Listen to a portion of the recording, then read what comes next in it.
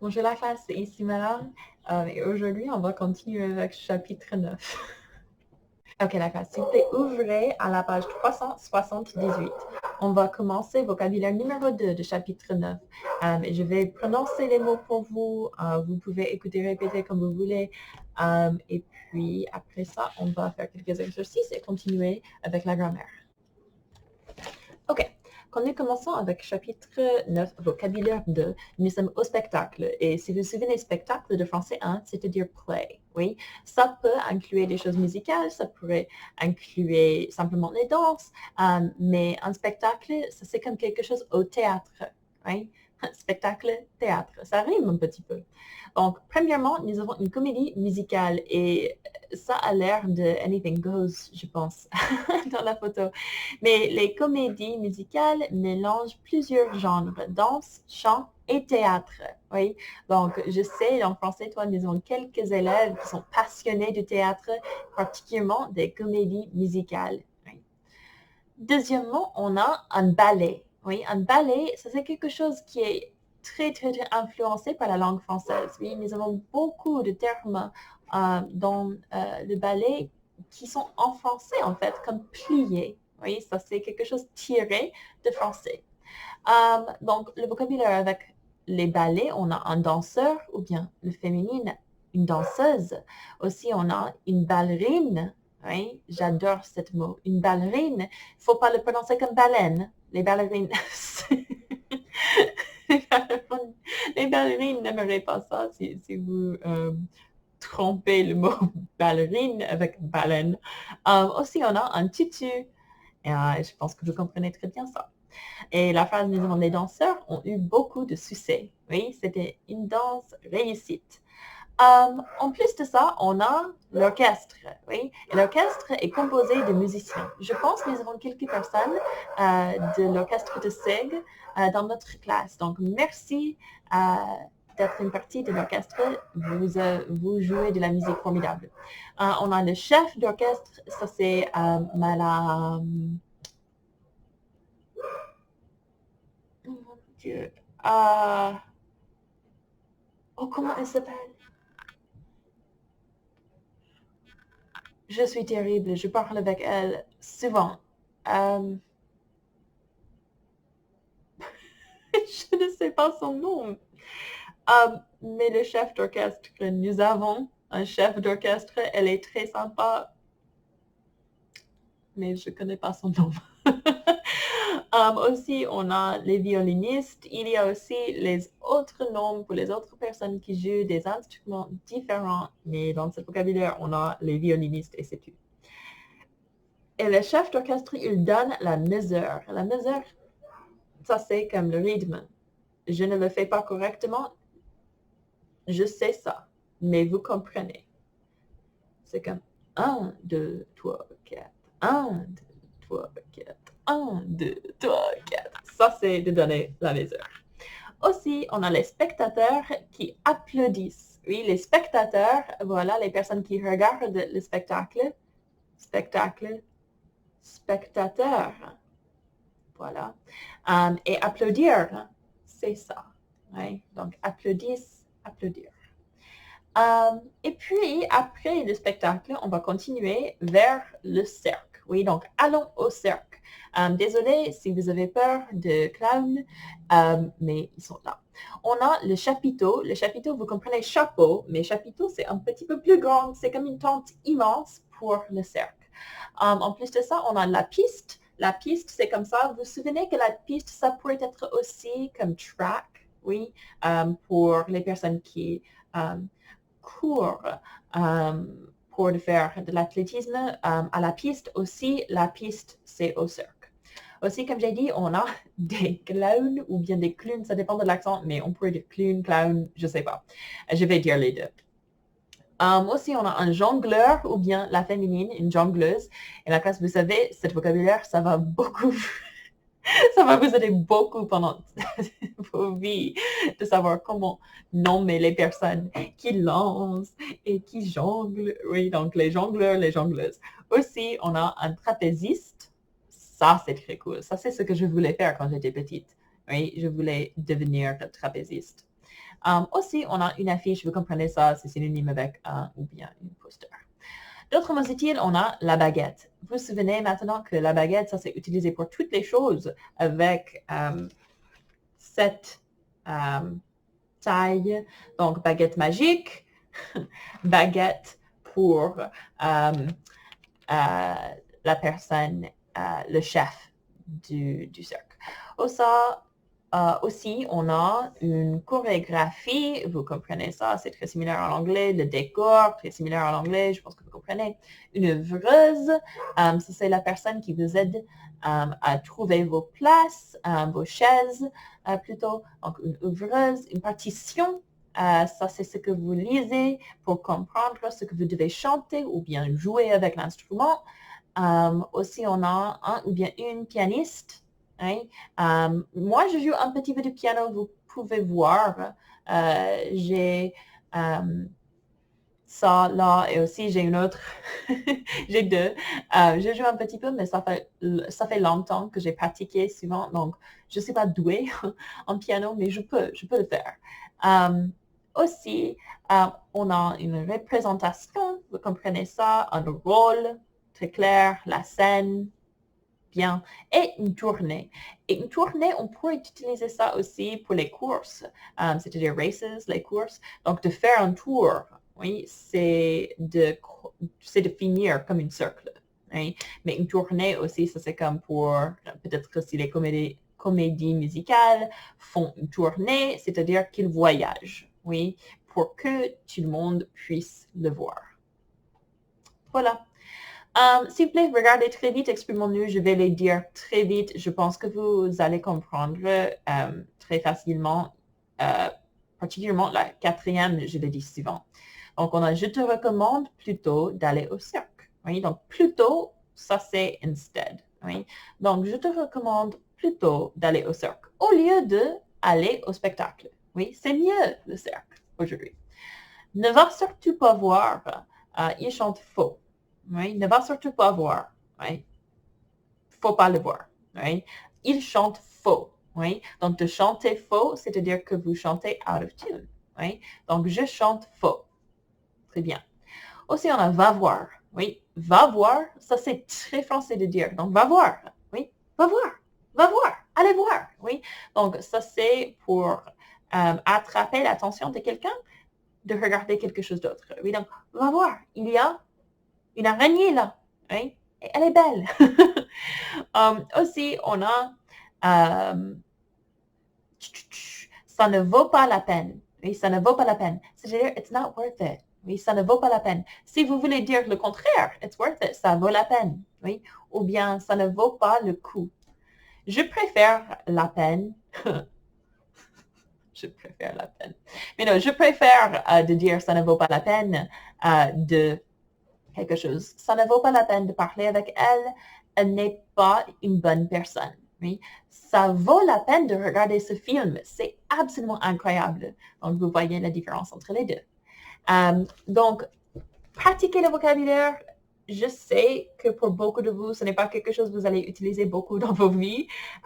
Mais imaginez que vous êtes en France, à Paris, et il y a un spectacle célèbre et vous avez gagné des billets pour le voir.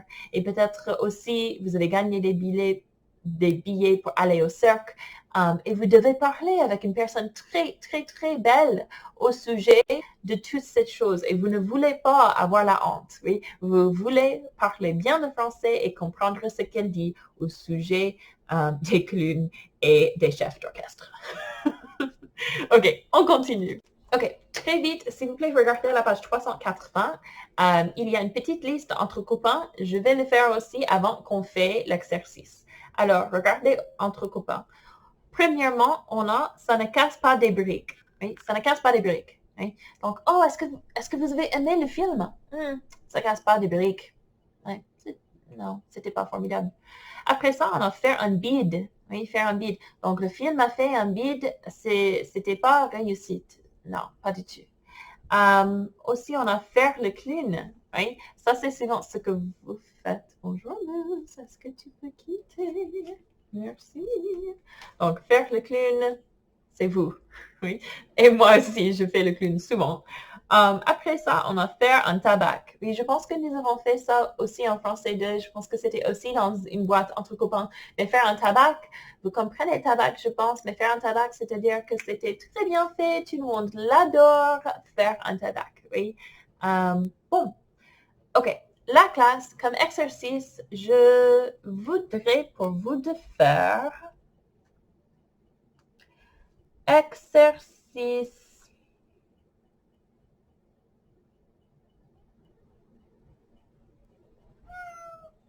26. Merci, Mus. Tu m'as beaucoup aidé. Exercice 26 pour une partie des devoirs. Et puis, on continue. OK. Maintenant, à classe, s'il vous plaît, regardez, exprimons-nous à la page 381. C'est pour la plupart les phrases que vous comprenez, mais ça ne va pas vous blesser de réviser les phrases-là. Donc, premièrement, oui, on dirait que c'est le même acteur qui joue les deux rôles. Oui, on dirait que, one would say that, it looks like, on dirait que, voilà. Il me semble que ce spectacle s'inspire de Cats. Oh, il me semble que ce film s'inspire de Cats, mais c'est terrible. Après ça, on a j'ai l'impression d'avoir déjà vu ça quelque part. Oui, j'ai l'impression de. Vous comprenez ça? Aussi, on a j'ai l'impression que cet acteur n'est pas fait pour le rôle. Oui, et vous voyez la différence. J'ai l'impression de, j'ai l'impression que. De, c'est avec un verbe non conjugué. J'ai l'impression d'avoir vu ce film dans le passé. J'ai l'impression que j'ai vu ce film dans le passé. Donc, vous comprenez la différence, oui? Que, après, on a un sujet, oui? Pas un verbe, oui? Mais avec de, ça c'est suivi par le verbe.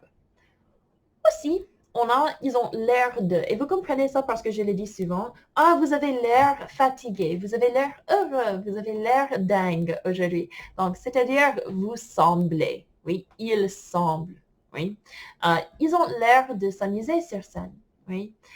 Ou bien, ça me fait penser à, je le dis souvent, ça me fait penser à ce film que j'ai vu quand j'étais petite et ça me fait penser à une sculpture de César, oui.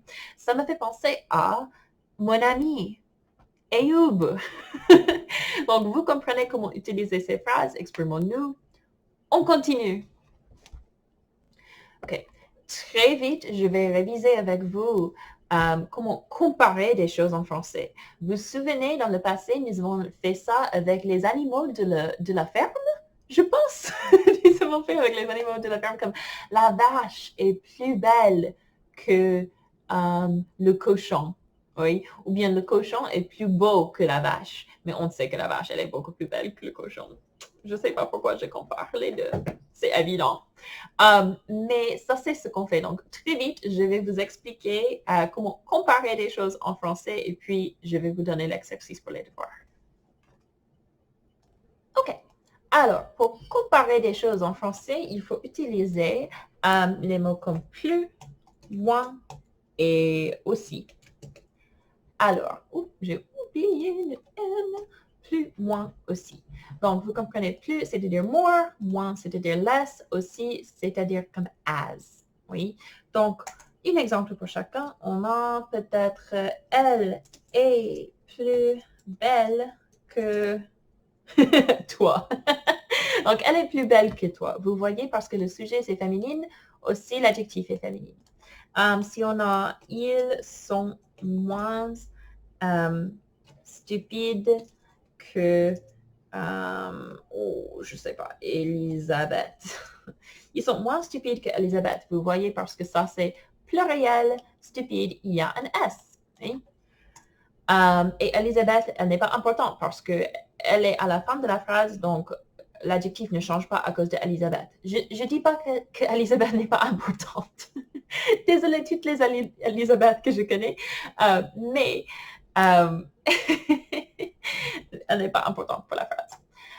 Et avec aussi, je sais pas, on dirait Claire est aussi dingue que Béa. Donc, c'est-à-dire que Claire et Béa, ils ont le même niveau de dingue. Oui, donc si on compare les deux sont exactement le même niveau de dingue. Donc, si on veut comparer les quantités, c'est un petit peu différent. On utilise plus, moins, mais aussi change pour être autant.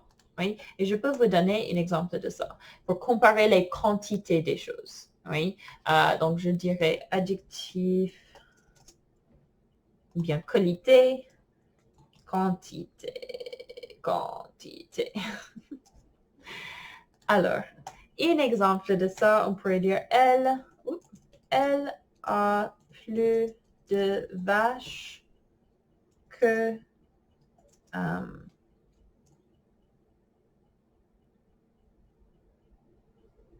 Paul. Elle a plus de vaches que Paul. Donc, c'est-à-dire, peut-être elle a 2 vaches et Paul a une vache. Oui? Donc, elle a plus de vaches que Paul. Oui? Aussi, on peut avoir une phrase comme elle a plus de vaches que de cochons. Donc, dans cette phrase, ce n'est pas qu'elle a plus de vaches que les cochons ont de vaches. Ce n'est pas à dire que les cochons ont une vache aussi. C'est-à-dire, si on compare les deux groupes de choses qu'elle a plus de vaches, donc peut-être elle a comme 3 vaches que de cochons. 2 cochons. Donc, 3 vaches, 2 cochons. Vous comprenez? Si on a que 2, ça change la phrase pour comparer ces deux choses. Mais si c'est simplement que, ça compare ça, mais non, ça compare Paul et elle. Oui, si c'est que 2, ça compare la quantité de vaches et cochons. Oui? Donc, je peux vous donner 2 autres exemples. Donc, une phrase comme ça, je vais utiliser Zion. Zion a moins de...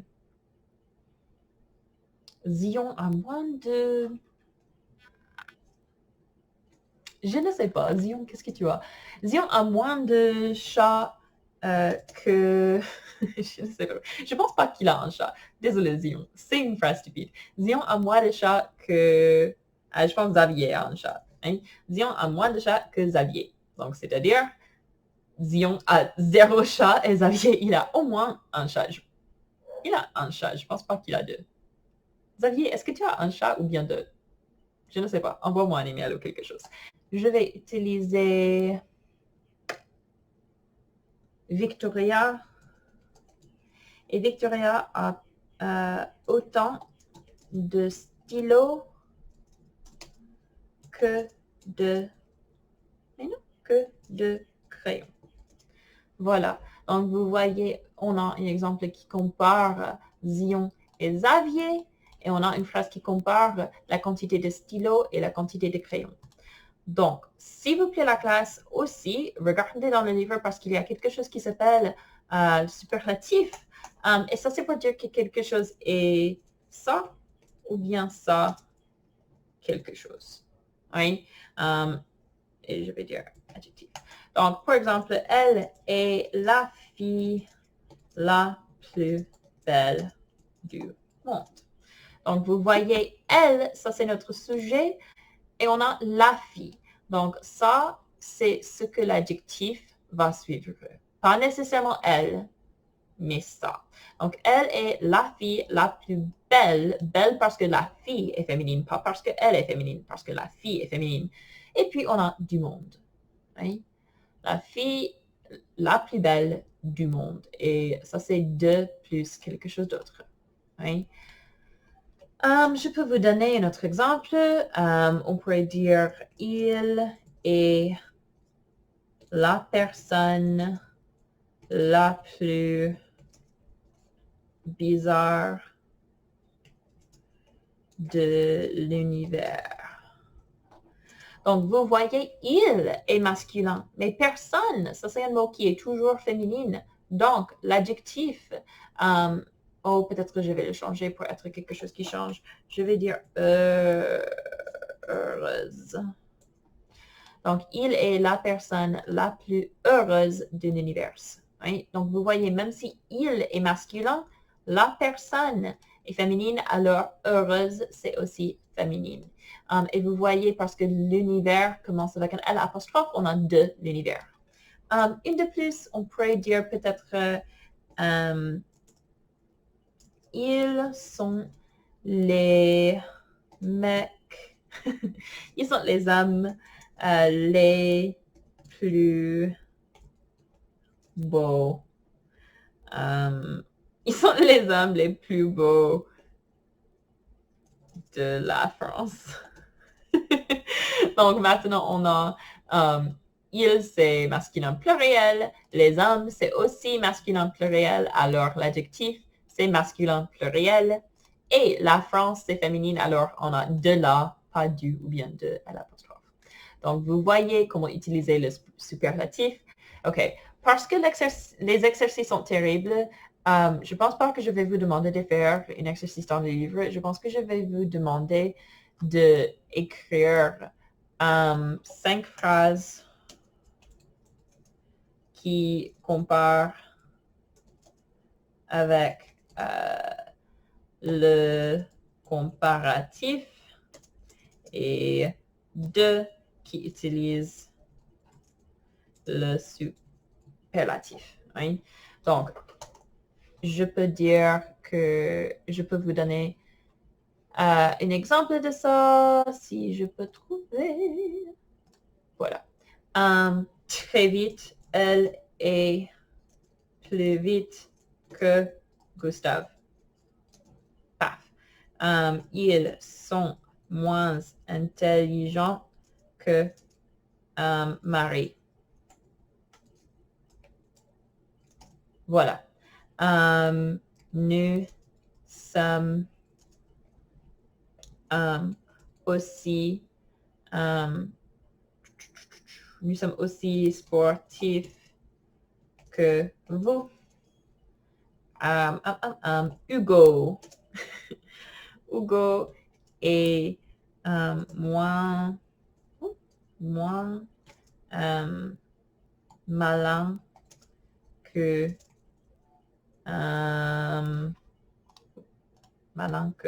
Bob. Et numéro 5 de comparatif, je vais dire je vais utiliser un de les quantités. Je vais dire je vais utiliser Louis est plus grand que il est plus grand que beaucoup de personnes. Lui est plus grand que Flora. Donc, lui est plus grand que Flora. Alors, 5 phrases à la comparatif, au comparatif. Et puis, le superlatif, 2 phrases, ce n'est pas long. J'ai mal conjugué. 2 phrases, ce n'est pas long. Je suis la personne la plus folle du monde. On pourrait dire Dodo est le chat le plus... mais non, je dirais il est le chanteur le plus doué de mon appartement. Et je vais vous montrer la vidéo de ça. C'est très, très, très mignon. Donc, vous voyez, j'ai fini les devoirs dans 2 secondes. Hein? Donc, vous avez l'autre exercice avec grammaire, pas grammaire, avec le vocabulaire, et vous avez aussi 5 phrases qui comparent avec le comparatif et 2 qui utilisent le superlatif. Alors, merci la classe. Si vous êtes curieux pourquoi j'étais en train de rire beaucoup, continuez de regarder la vidéo, mais sinon, ce n'est pas important.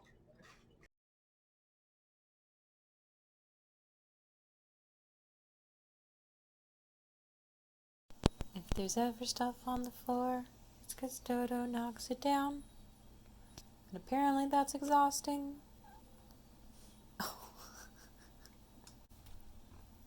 Are you gonna record something?